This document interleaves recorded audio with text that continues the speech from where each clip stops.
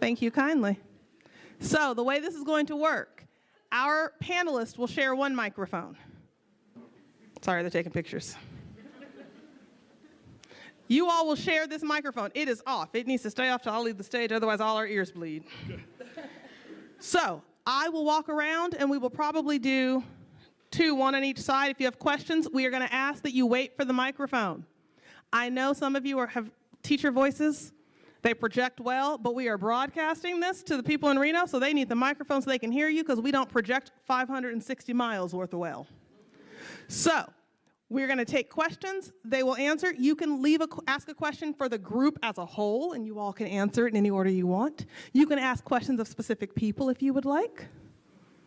Any questions before we get started? When I vacate the stage, we will turn that microphone on.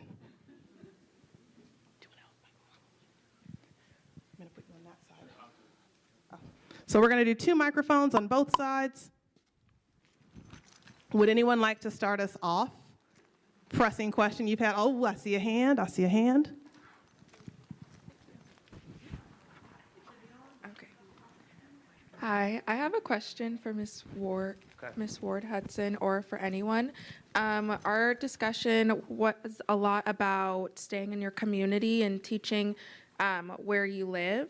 I recently had a conversation with a teacher who's not here, and she told me that the best advice she could give for me was to, as a first-year teacher starting next year, was to live as far away from the school that I teach at as possible. She said she takes a 30-minute commute, but it's worth it because she feels like, well, she had I guess a colleague whose student followed her around the grocery store near their community or something like that. So she said she wants to live as far away from her school as possible. So I thought it was interesting, the contradiction between different things that I've heard, because I believe you should be giving back to the community where you grew up. But I just was wondering if you had maybe a comment on that. Wonderful question. I believe that makes the connection if you can be within that community. Not saying it's for everyone, but that commute, think about it. That's gas, that's time. So when I run into a student in a grocery store or Walmart, I feel like a celebrity. Mom, look, there's Miss. I'm like, yeah, buddy. So it's all about your take on it. I mean, it's not a Jeffrey Dahmer situation.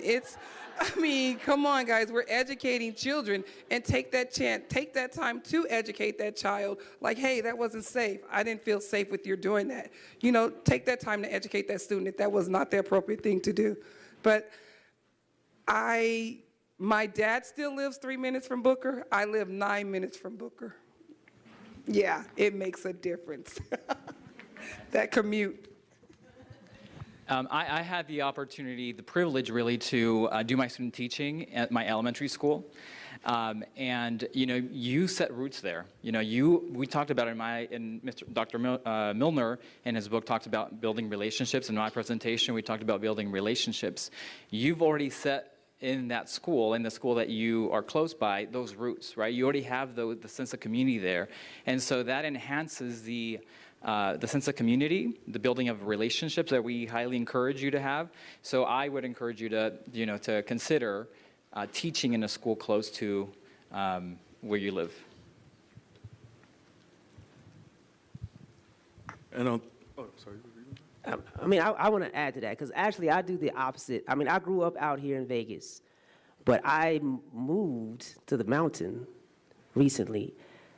But where I work now is going back to where I used to live. Does that make any sense? So I am making that commute to be a part of a community that I know, that I understand.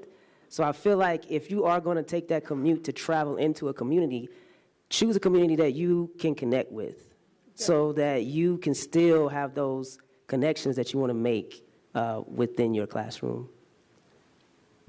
And I would just add very briefly, there's a difference between being in the community and of the community, right? And so there are aspects, with charter schools. Charter schools are public schools, right? So there may be moments where your students are actually moving or coming into a community in which they don't necessarily live close. So I think you can build and become of a community even if you don't necessarily live in the community. Let me be clear here. My recommendation would be to live in the community, right? So I would certainly support that. But there are other ways as well that you can sort of build community connections, maybe not as deeply, as if you lived in the community. Like, we talk about going to sporting events or showing up at the bar mitzvah or whatever is happening in the community that you are invited to, or sometimes just showing up when you're not necessarily invited, right? Not at their houses, right? You don't want to show. But there's also something that I call community investment. And community investment says that you use the resources that you have to contribute to the community in ways outside of, let's say, buying gas in the community. It is also about, maybe you show up at the recreation center in the community where the majority of your students live every Saturday. You say, I'm going to set up a table every Saturday. I'm talking to my friend here the math teacher, right? And you say, every Saturday, I'm going to set up a table here from 10 until 12. And I'm going to be committed to doing homework help. In the beginning, people might just walk by that table, right? But after a while, folks might walk by and be like, what are you doing? You're here every Saturday. That's an investment. And so parents young people, community members start seeing, wow, she's really making an effort to try to make a connection with us in ways that go outside of the traditional, classroom, 8 to 12 or whatever, 8 to 3. So if you can't live in the community, you certainly should be trying to, from my view, be a part of the community.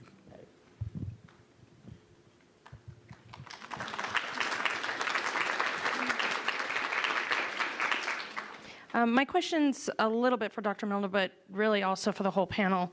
I'm wondering, with all the data that you gave us at the beginning, if you know of anything that's being tied to all of that data and how it's addressing the movement of restorative justice. It's been a strong implementation in our district, and I'm wondering how the rest of the panel is seeing or knowing of any effects from the littles to the older students, since you guys kind of cover most of the span, as far as how you feel restorative justice is going to play in possibly changing those demographics.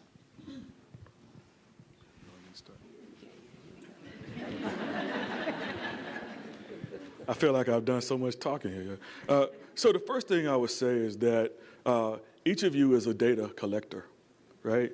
You've got to see your work and your role as a data collector as well as an instructional leader. And so, now I don't mean you have to design like a full-scale research study, but what I am saying to you is develop systematic ways of capturing the essence of what's happening with the young people in the classes in which you're teaching, okay? So what we know for sure is there are large-scale, there are databases from which I can draw from and makes it, but there's a story behind those numbers. And the story behind those numbers really are going to come from the young people with whom you're working. The story behind those numbers are going to come from the insights from the parents of the students with whom you're working. So gather those data points. And as you gather those data points will allow you to sometimes speak back to sometimes disrupt, to sometimes raise hell about things that hell needs to be raised about, right? Because you have a data point, you have evidence to anchor. Did I say hell? I probably shouldn't have said hell on this day, but to raise heck about things that need to be raised heck about, because you have a data point to do that. Does that make sense? So you're at a place where it's not only just talking about some isolated experiences, right? But it's about when you see patterns and themes that emerge, showing and demonstrating and telling those data points are important. The other point that I would make about restorative justice or restorative discipline, restorative justice is about really trying to make right and to really try to disrupt harm, but to help people own their own part in harm and so forth. Slapping restorative justice on an ISS room is not restorative justice. Let me be clear here, right? And so what I see in a lot of instances is we are inviting students out of the classroom to go talk to some external educator or some external being who has been, quote unquote, trained in restorative justice. The restorative justice has to take place in your classroom. That's where restoration should actually take place, right? And so you have to build the skill set to be able to try to make right whatever wrongs there are in the social context in which you're working. Not shepherding or pushing those students out of the classroom. You know, restoration should show up if harm is called in the cafeteria, let's stop. Let's stop right here. Let's circle up. Let's circle up right here in the cafeteria. If some harm is happening in the corridors, wait a minute, y'all. Let's circle up. Let's find out what's going on here, right? So restorative justice is about really building the skill set to make things right in the place in which the harm is caused and at the time in which it is caused. And it's not tangential, by the way. And I promise I'm gonna be quiet. It's not tangential. It's not tangential to academics. It's not tangential to cognitive development or to cognitive rigor. It is, in fact, it is germane and central to what's going to be necessary for you to be able to teach. Academic challenges tend to be social challenges.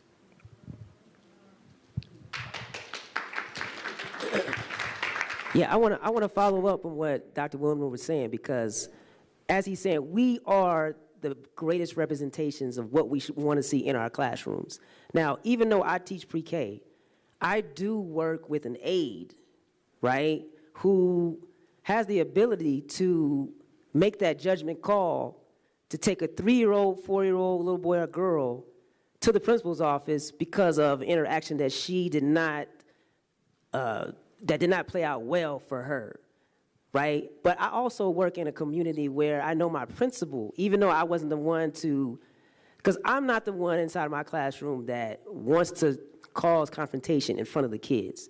In fact, when I see it about to happen, and I had to do it a couple weeks ago with my aide, I had to tell her, no, not in front of the kids. Okay, that's a moment where you have to know when to stay professional and to make it a point to use your better judgment so that better heads will prevail. Now, I do work at a school where my principal is really, really big on restorative justice, and so even though that aide, I couldn't stop my aide from taking the girl out of my room because it would have caused more of a confrontation, she was able to see what was happening and had to sit down and talk with my aide, and that aide is no longer there in my classroom. You see what I'm saying? So even if you have moments in the heat of the moment where you cannot really get a handle on things that you know that, hey, this is not a right, comfortable situation. There's a better way to do this. You have to trust your admin. You have to be in a place where your admin will understand, because they hired you, right? So if they hired you, that means they trust you. And I can honestly say I work in an environment where my admin does not come peeping in my door to micromanage me. Because, you know why? Because they trust me. They trust the work that I'm doing. And likewise, if something happens in my classroom, like the incident that took place a couple weeks ago, I'm assured that they will handle it and things will be restored in the proper manner.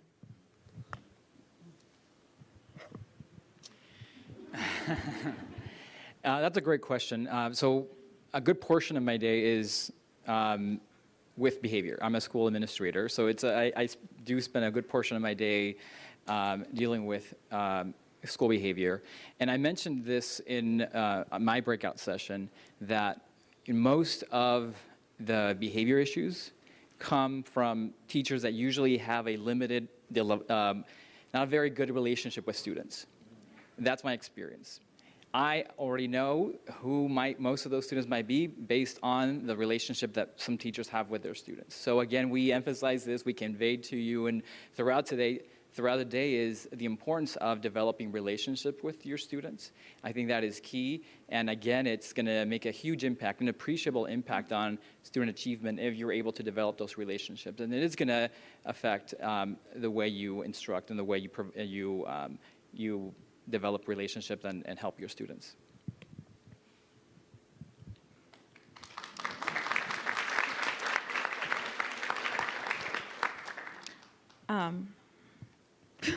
Sorry, I hate talking in a microphone. My question, it's a good segue because it has to do with administration and also being like in the part of your community, because I'm going to be a first-year teacher next year as well, and I have the privilege to be student teaching at the school I graduated from. I live like 5 minutes away from the high school, and I have like really good relationships with my mentor teacher and like even former teachers that I've had who are now my friends that are still there.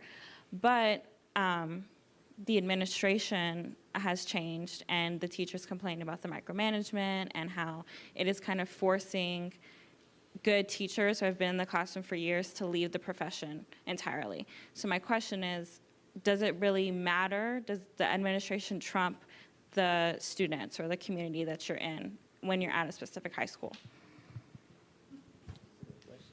It is a good question. My take is, at least right now, you know what you're faced with. Going into another building, you don't know what you're faced with. I've been through 3 admins. One was amazing, one was treacherous, and the other one, and the current, this is my 4th admin. Okay, so I just got a new one 4 weeks into the school. The last one was militant. He was ex-military, but he was firm. I would say he was fair. I didn't like the movement and the changes that he made, but it was fair. And sometimes we are pushed out of our comfort zone, and that's where teacher, or what we say, our, what do we call the teachers, our veteran teachers. When you're pushed out of your comfort zone, you do have resistance, and that could be a lot of it. But if your heart is in the right place, you're good to go.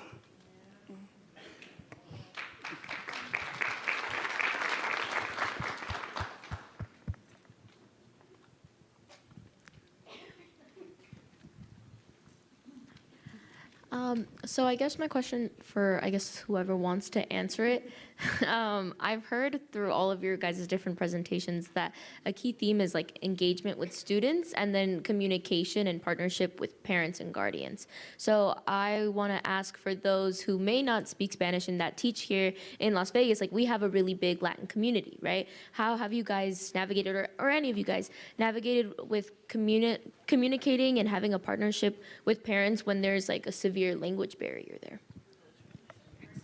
I'll take that, because I just had a parent conference yesterday, and every year I could say that I've been teaching, I've had at least one to 2 students where there was a barrier. And this is from teaching 2nd grade to 1st grade to now pre-K. And it's difficult. Nowadays we have technology like Google Translator that helps with communicating with those parents. Also translating any type of documents that I have, any emails. There's ways to, transform those documents so that, those parents can understand what you're trying to communicate to them. But also during those times where I know I need to see a parent, especially if it's a behavioral issue, I bring in someone who can really help me communicate, right there. Because sometimes technology just doesn't work fast enough for me. I don't know about you, but sometimes I need an actual body next to me to help me get through those moments. So if that's something that you're experiencing, or you will experience it, there's no doubt in our type of demographic, try to find someone on your team that can help you out in those moments, but also go the extra step. There was a student that I had from Venezuela, and he was a really, really smart kid. This was in 2nd grade, but he didn't really want to learn English, but I was going above and beyond to like translate all the homework into Spanish. I was going above and beyond to translate every piece of document just to see if he could do it. And he was doing the work, but his mom was a little upset at me because she was like, she really wanted him to learn English. And so that was something that I had to learn to communicate with the parents of what I'm doing in the classroom and what their wants and desires are for their children. So communicating with the parents, by all means, is going to be a better way to understand what the goal should be in that classroom for that student. Because sometimes, well, all the time, you want the parent to be on the same page as the parents. So I hope that helps. I am also blessed to have a full-time assistant in my classroom, and she is of Spanish. She's able to translate for me. But in the previous years, I did not have. But I had a parent that was very, very good, and I got permission from the principal if, in fact, that parent could translate on daily basis, because when parents pick up, if there's an issue or if they have a question, I needed to be right there with them to give them that answer. And instead of waiting, oh, let me find someone to translate, that parent would come, she would be the first to pick up and the last to leave, just to be that assistant, and I thanked her for that. So just finding that avenue, someone that could be right there to help you communicate. And I would say any time you involve parents in your classroom is an excellent opportunity. It's a great thing you're doing. It's incumbent on us as educators to make sure that we bring them into the classroom, that we encourage that. We talked about leveraging assets of students. One way to do that is to bring in parents into the classroom, incorporate them into the curriculum, incorporate them into what you're doing in the classroom. And that, again, will create stronger relationships.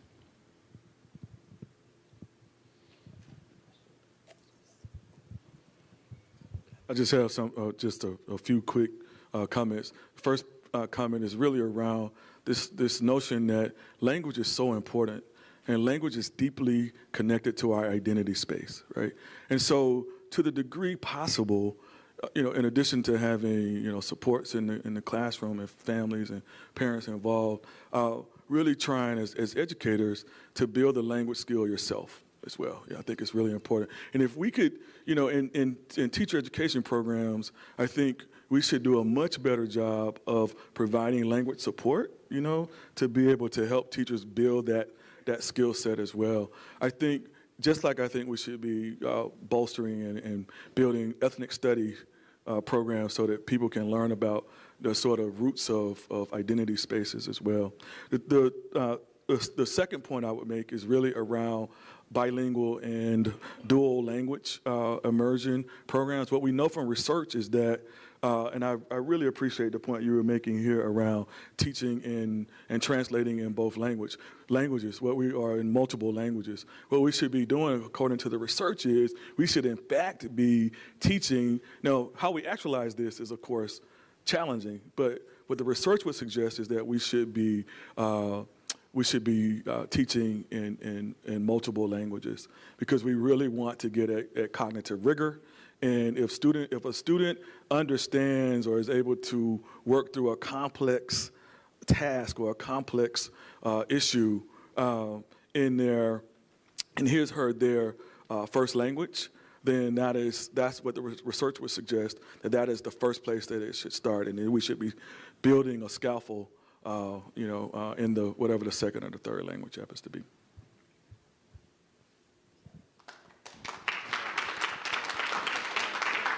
Okay. Hi, friends. I have a question from our folks up in Reno. Advice for when you feel overwhelmed with coursework and are working on your degree and worried about being a good teacher.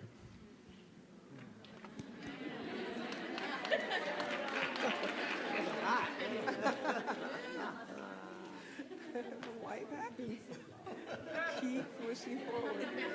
You want to go and answer?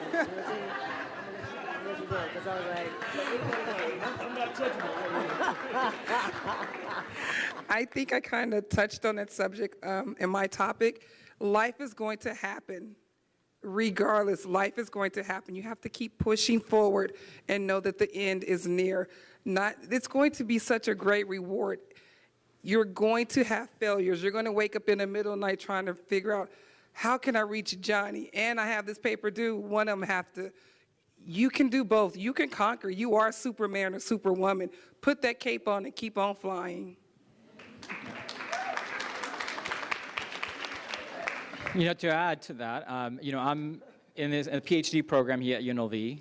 I'm a school administrator, and I have 2 children, small children. So time management is critical for me, and making sure that I prioritize and that I do keep a schedule. I'm always scheduling things, even soccer practice. I know that it's on my calendar, and I know I need to make time for it. So that is a priority for me, is whatever I feel is a priority, I make sure I calendar it. Second to that is, if you say yes to one thing, you're saying no to another. So that's what I mean by prioritizing. You know, if I say yes that I'm going to be here, I'm saying no that I'm going to be with my kids on a Saturday morning, you know? So that's always the concepts that are in my head when I say yes to something is, am I saying yes to something, I'm saying no to another. That's my perspective on it.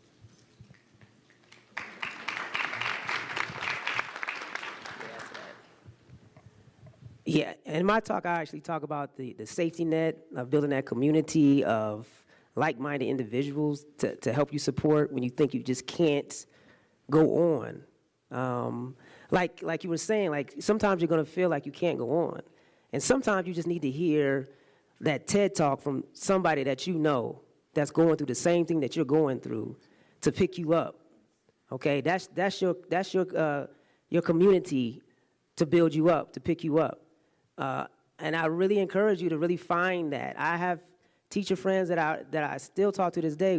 We haven't been working together for years, but we keep in touch because we both going through things, and you really need to understand that you're not in this alone. There's a lot of stuff that's going on in other schools, and sometimes I like to hear all the most horrible things that's happening everywhere else.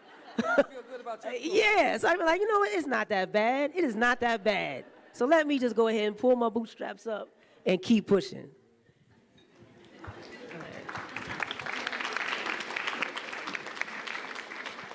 Hello. So I'm kind of backtracking a little bit. We were talking about parents and then obviously building connections with students and their families. But something I've come across a lot in my classes is obviously how to build connections with parents.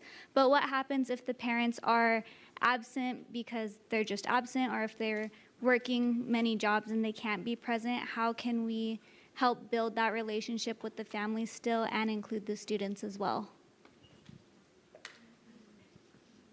That's a tough question.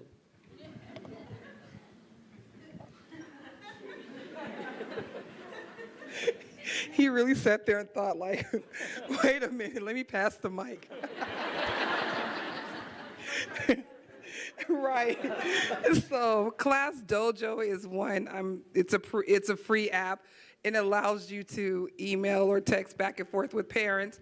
I am such a right now type teacher that I don't mind sharing my cell number. I'm not saying it's for everyone, but I do text families that I know that are in a bind with a single mom, and the little brother drops her off and pick up. I text, hey, check India's backpack. She has an important letter coming home. Just to know that, let them know that communication matters and relationship, like I care, you care, we're in this together. And that's how you build that bond. So find a way, if it's no more than an email, to shoot them an email, or again, use Class Dojo, it's free. Just find that way to communicate. There might be some pushback, they may never respond, but at least you did your part. You know, one of the things that we talked about, the positive and negative things that came out of COVID. One of the positives that came out of that was we were able to go to the homes of some of our students, the ones that were most at need. So we were able to do house visits. So that's another great opportunity to meet the parents, go to their house, to go to their homes and get to know them. So we're still doing that in many ways, much less so than during the pandemic, but that's something that we encourage teachers to do to a certain capacity, to a certain extent. But that's something you could do and continue to build some relationships and get to know where your students are coming from. By the way, I want to mention one more thing before the previous question about how we manage our time. I do want to mention that if my wife is watching, she does help me a lot. She does help me a lot. So it's not just me, because she might be watching somewhere. So I do. Yes. Clean up on aisle one. Because if she's watching, no, she does help a lot. So it is, I do rely on her to, pick up the kids and so forth. So I do want to mention that she does a lot. So thank you. Thank you, babe. That was a cleanup on chair one.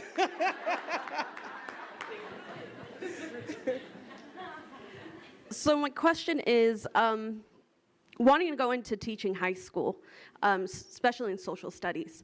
A lot of our high school students have gone through social injustices and racism, and a lot of them have gone out to protest for Black Lives Matter and, immigration and stuff. except a lot of the stuff isn't in our curriculum, and we're supposed to stick to our curriculum. So how do we make it where they're still interested and they see themselves in the curriculum that we're taught? How do we work around trying to do that for them? Are you passing the mic now? Look, oh yeah, I can pass the mic on that one. No?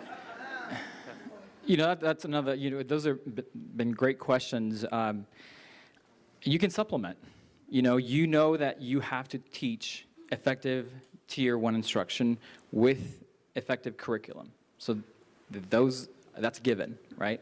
But you can supplement. I often find that teachers and students do complain about the text they're reading, right? It's like, this is boring, this is not really applicable to me. We talked about bishops earlier, windows, sliding doors, and what's the other one? Mirrors, right? So I would encourage you to supplement, right? To ensure that you're teaching what they're giving to you, the CCSD is given to you, but also supplement. Maybe bring a book. A book that you know, a text.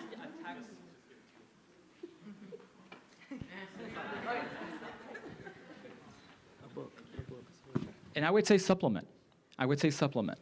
You know, you discuss with your PLC, with your grade level, and discuss, hey, I believe that we can supplement this text that you know is going to be meaningful to the students, that they can make connections, build schema with that text, where they touch on those topics that you know are meaningful to them. So you have that autonomy too, as an educator, to bring in those books and supplement that way. You know, oh yeah, that's great. Just to piggyback on the supplement thing, you know, at the pre-K level, you know, they do give us a curriculum, believe it or not, and a lot of those, I don't want to say a lot, some of those books don't hit on the topics that really explore in depth, you know, racism or, you know, multicultural issues in different communities. So just like on a high school level, you can bring in those books to supplement. If you are teaching early childhood, you could do the same thing as well. Okay, you can bring in current authors who are really telling stories, just like the ones that we learned about today, to really get them engaged and keep them engaged. So don't ever think that just because, yes, this is the curriculum they gave us, but as long as you are talking and collaborating with your team, your PLCs is what they call them, okay, you can talk about supplementing and bringing those books in so that it's not just you veering all the way off to the left and not really addressing the issues that you need to address within your classroom.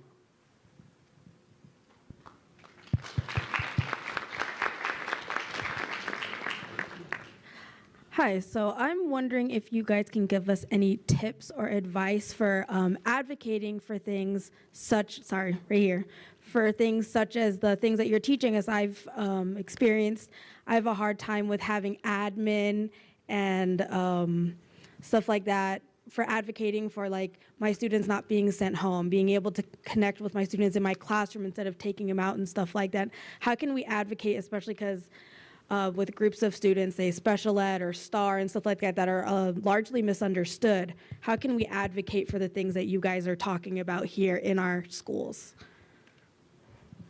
Yeah, I remember talking to you. You were interested in going to that On Watch program that I got an opportunity to experience. You know, some of those students who are at risk, who for one reason or another ended up where they're ending up. And, you know, it's hard to get on the same page when you're working against an admin. And I remember right here on this stage, I said it, I'll say it again, if you know you're not in the right energy, get out, okay? Get out, because it's going with the administration that's going to always be against you, you're never really going to find peace on things that you care about. Does that mean you have to leave that community? Yes, okay, but is your peace of mind more of a thing to keep dear to you than to keep dealing with that day in, day out and being stressed out, going against the administration that's really not going to see things the way that you're seeing it and being able to like at least hear you out and try some new things? I would really suggest that you find a spot that you can be on that same page where you guys share the same vision. When you get in an interview, don't just answer questions, ask questions, okay? Try to figure out what their objectives, what their mission statement is. What are they doing to really show that they are doing the work that they say they're doing in their mission statement? Because if they're not, then you've already made your decision to move on to the next one.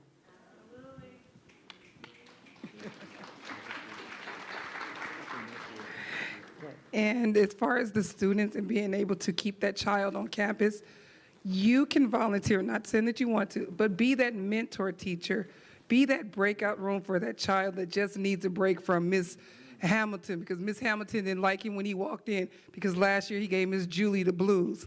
So be that be that cushion for that child. Students need advocates too, not saying that they're all right, but they're not all wrong either. So sometimes they need someone to stand up for them and to understand their why. We keep talking about, oh, what's the why? They have a why too, and theirs matter just like ours do.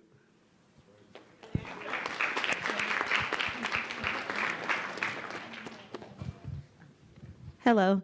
I have two questions, but I was in a situation to where I was going for student teaching, and I had the opportunity to kind of pick. I knew the principal, and she was a friend of mine, and we were outside with one of the other kinder teachers, and she had made some comments about one of the little girls' hair. She had said, you know, like, why do they put their hair like that? It's in beads and braids, and it just makes noise in my classroom.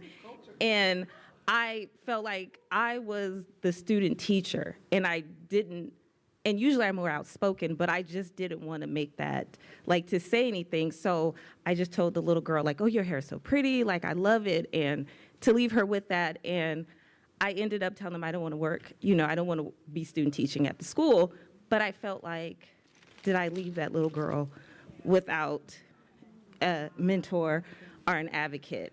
So my question is, did I do the right thing in that moment? And the other part is, what do you do in that where you kind of feel like they're in this type of position and I'm here? What do you do? You know, we just talked about being advocates for students, right? And that's one of your main responsibilities, is you're advocating for them all the time. If it's part of the curriculum, or it's just you're advocating for your students, right? It's part of, again, developing, we talked about this all the time, is developing relationships, because they notice that, right? They notice who's advocating for them. They notice who is on their side. So I'm gonna leave it to the rest of the panel to answer that question. But I think cultural sensitivity is definitely that what took place, and you felt out of place because you weren't yet a licensed teacher, but yet you're an adult, you are of African descent, you had every right to speak up for that child and to make that child feel loved regardless of how he or she was groomed. So I probably would have just looked at her and said something like, oh, look at your hair, you know, would you like it? I do. I always tell people, you know, treat people the way you want to be treated. If you don't want that comment, then don't, you know what, that's a child. You know, respect them. If you want respect, give respect. I would have. I'm sorry.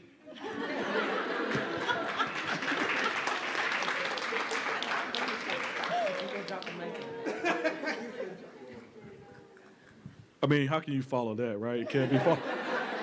But what I would just say to you very briefly is you still have an opportunity to perhaps go back and say something to that teacher, right? And so it might be just an email, it might be, but if you're still feeling uneasy about it, hey, you know, and I think in a way that, you know, how we talked about unintentional racism earlier, right? Unintentional practices that show up and manifest, and that disruption, you know, your capacity to have that teacher, or to shepherd that teacher into a space where, you know, she, he, they stop and reflect, could be a difference maker, could be a life changer really for other students as well. So, you know, you may have missed a moment in that, right there in that situation, but you still can, you know, reflect and perhaps, quote unquote, make it right, if you feel like. Yeah, you definitely still have an opportunity. Like, when I'm in those spaces where it gets awkward, again, I always say, stop, not in front of the children. Like, that's my as my therapist would say, when you feel your little's about to react, you know, you got to have a code word so you don't come outside of yourself. Okay, I have to stay professional because I'm a black man in a space that is not, that's not the norm. Okay, so even when I see my aide maybe tearing down a little black boy, in that moment, I can't go back and forth with that teacher, right? Because I'm in front of the kids, okay? But I can build that child back up in that moment. I can tell them, no, you are a handsome little boy. And I can empower him in that moment and bring a sense of pride in him while disciplining him in a way that is more compassionate than what's being shown.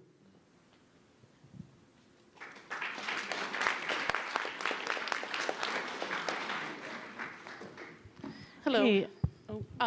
I've always had a vision and a passion for education. I'm from California, and I grew up in the LUSD district, so I learned how to speak and write Spanish.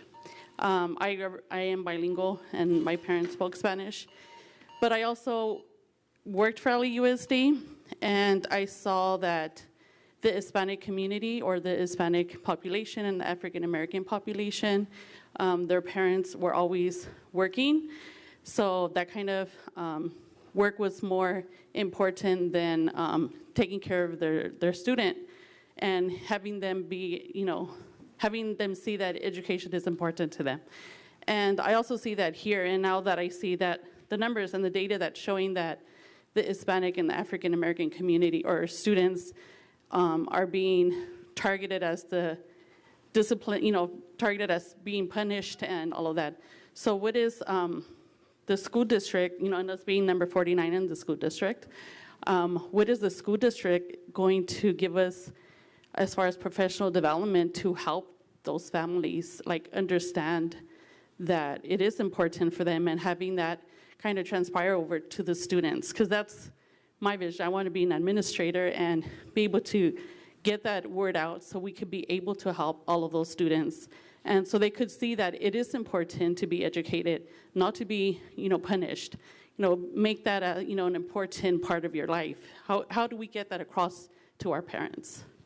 Yeah, I really appreciate that question. I think it's really important. First thing I would say is that we're in a situation where we often focus in on, you know, minoritized bodies, you know, black and brown students, Latinx students, you know, students whose first language is not English, whatever the demographic happens to be. But I want to be clear here that all communities are grappling with something, right? And, you know, sometimes we think that, you know, our white students, you know, have it together, or their families or their parents, having worked in so many schools with affluent young people. You know, I just want to be clear, they're struggling too, right?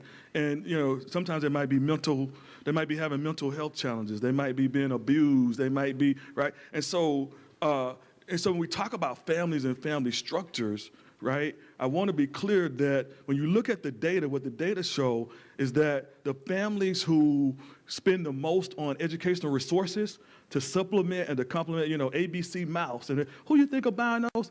Black parents, brown parents, right? These are the data show this. But we come up with a narrative that somehow these parents don't care. Somehow these parents are not interested or are actively involved in their children's education because they're trying to put food on the table, right? To the contrary, what we know is that from the data show that overwhelmingly these parents go above and beyond to try to provide those resources to try to help their children. I've never met, not once, in the 23 years that I've been doing this, I've never met a parent who doesn't care about their children, right? They might show their care and they might demonstrate their work in a different way, right? But they are doing, and often, most of the time, they're doing the very best they can do. So I just want to be clear that as we think about why parents don't show up, and we might not see it in the way that we might engage with the families, those parents often are going above and beyond and do it the best they can to support their children.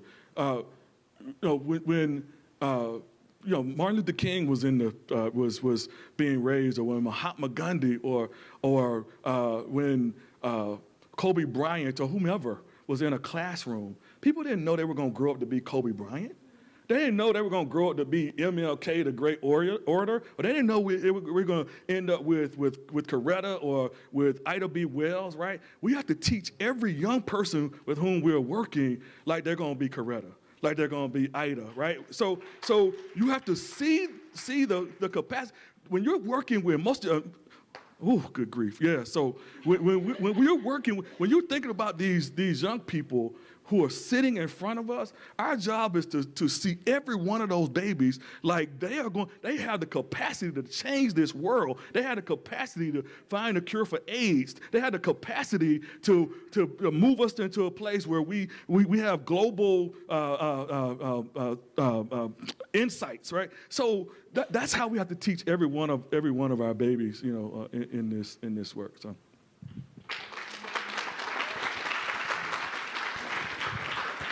Yeah, a lot of times, and I took this nugget from Dr. Beverly Mathis's class, and she had us watch a video about a family who, as Dr. Wilner was saying, like a lot of these families put so much resources into their children, black and brown, right?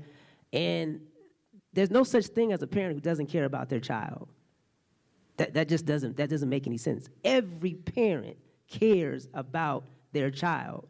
Now, we as educators tend to think that because we're not talking to them or they don't call us back, okay, they don't respond to our emails, that means that they don't care. But just like you were saying, they work 2 jobs, okay? So they can't always send out an email. They can't always call you back, but that does not mean that they don't care. So to really sum all this up is what these parents want to know. They want to know how to interact, and they want to learn different strategies and techniques to help their children. If given the chance, 100% they would do it. So try however you can to make that connection with the families, because their schedules won't align with yours, but that doesn't mean they don't care, and it doesn't mean that they're not willing to learn something to better help their children get to the next level of education.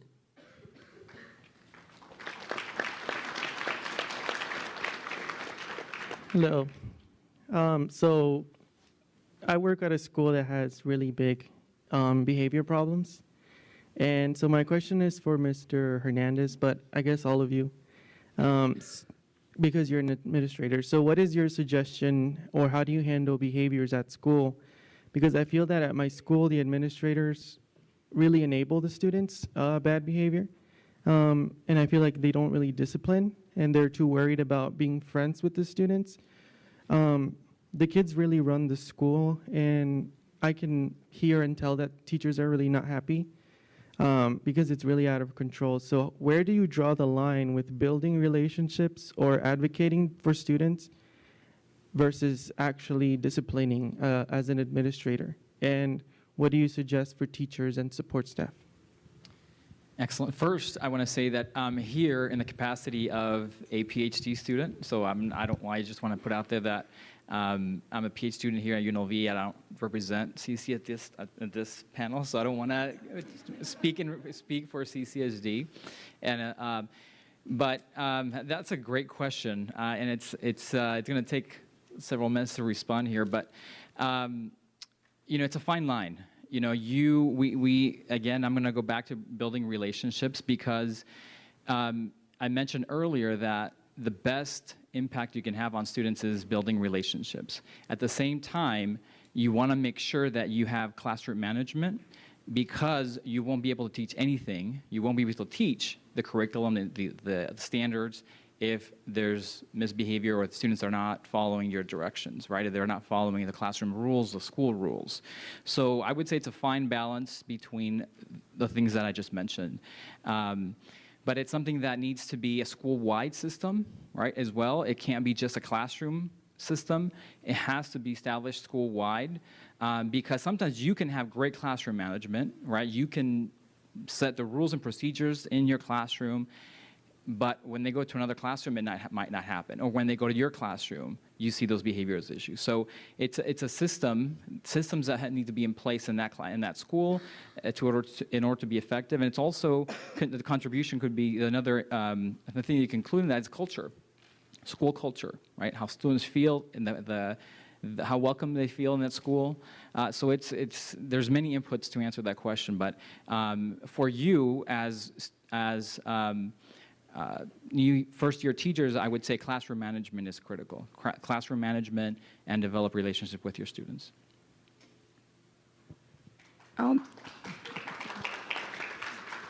I'll share briefly. Granted, I am kindergarten, but even when I was support staff, I will always have students sent to me, those that misbehave, and having that conversation and letting them know, they see you as a leader. Do you want to lead them down the right road or the wrong road? I know my son was in middle school and he got caught up with some friends and he wasn't making the right choices. I took off for a week and I went to class with him every day. Every period, me and him sat side by side. And as I saw other students misbehaving, your mama know you acting like that? Oh, let me call her. A lot of those behaviors changed because I showed up in that school. So a lot of times kids are getting away with the behavior because of that lack of communication with families. They are misbehaving at school because they can't do it at home. So have that connection, communicate, and yes, some parents are going to blow it off, but make sure that they know that they're being held accountable for their actions. Can I add one more thing? One more thing I'd like to add is, I do have conversations with students on a regular basis, students that, are thrown out of class or they don't want to be in class.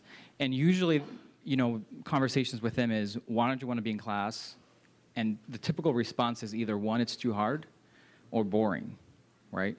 Either too hard or too boring. And that's a possibility that they're acting out, right? So how do you address that, right? That should be the question is, how do you address that? When students you have varying levels of student proficiency in your classroom.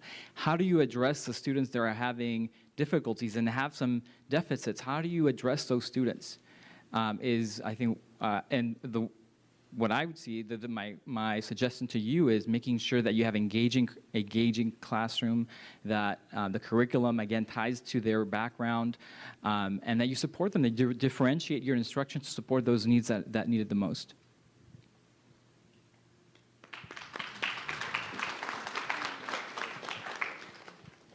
Hi, my question is for Dr. Milner. I wanted to know what has influenced your thinking around diversity and inclusion and what motivated you to be an advocate for change? Great. Thank you for asking that. Wow. Such a great question. I don't know how to respond.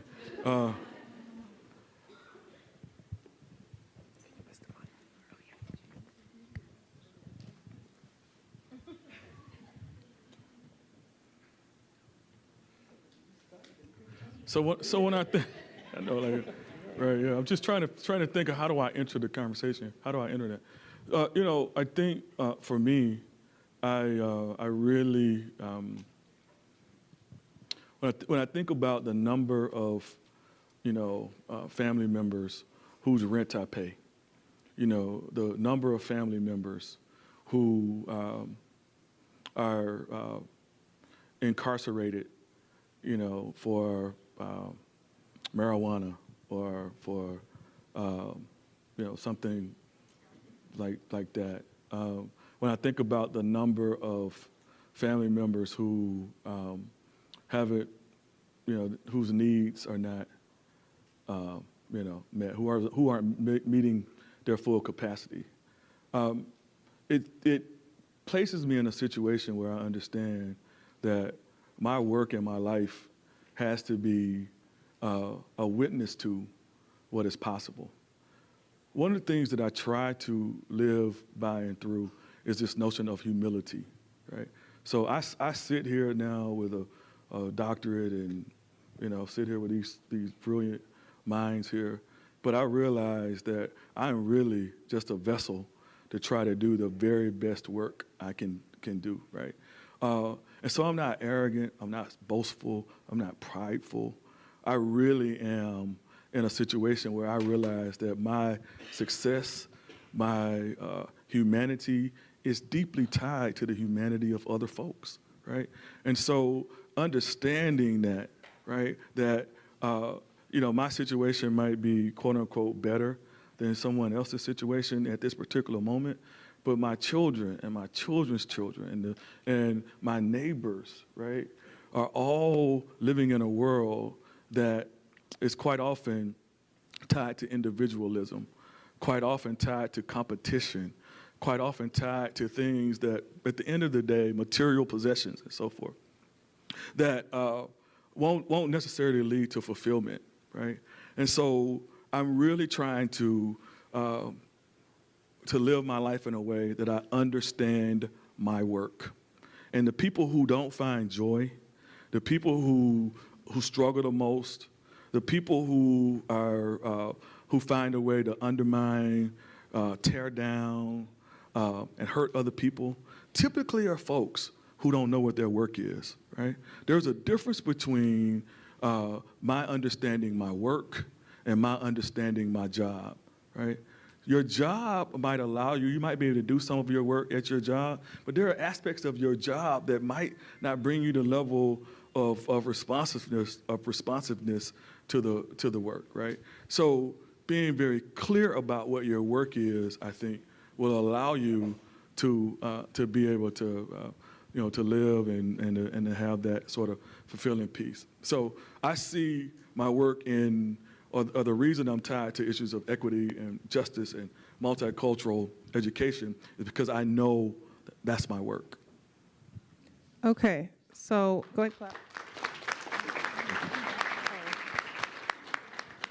I'm over here now. We have one last question, and then we're going to have our speakers go into the green room where we're going to do our little after mix and mingle. So one last question, then we're going to do some housekeeping stuff. Go ahead. So this whole time we were talking about, really facilitating deeper conversations with our students. And, for example, I'm in a second grade class, and this past week I was asked randomly, what's Columbus Day and why do we celebrate it? And so in that moment I was like, because I wasn't prepared, to have that kind of conversation in that moment.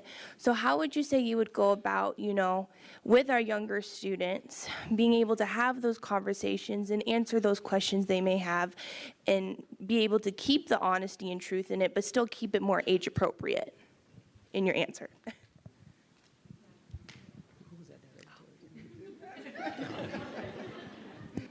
Well, we talked about, we talked about supplementing text to really try to bring relevance to the conversation, especially on topics like that are outdated, right? And most schools still, celebrate Columbus Day. But, if I was teaching a second grade class, I definitely would bring some type of text to bring relevance to this is what's being said, but this is not the whole story. Okay, at a second grade level, yes, I would do it. Why? Because it's going to empower those students in your classroom, especially those who have a connection to Native American culture, especially those students who are African American, and all the other students who wouldn't know otherwise. So don't be afraid to take that chance, to take that risk, and bring in some type of supplementary text to make it more relevant. Share them the story of Columbus, but at the same time, give them context on the story that's not being told, which is a book that you can get as well. The story that's not being told will actually go into detail of the things that they're not being taught in our public school system.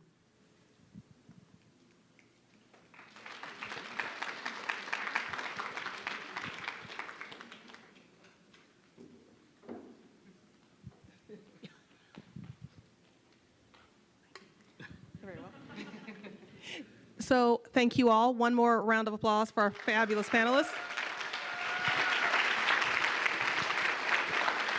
Natalie is going to walk you on all over. Is it the black one?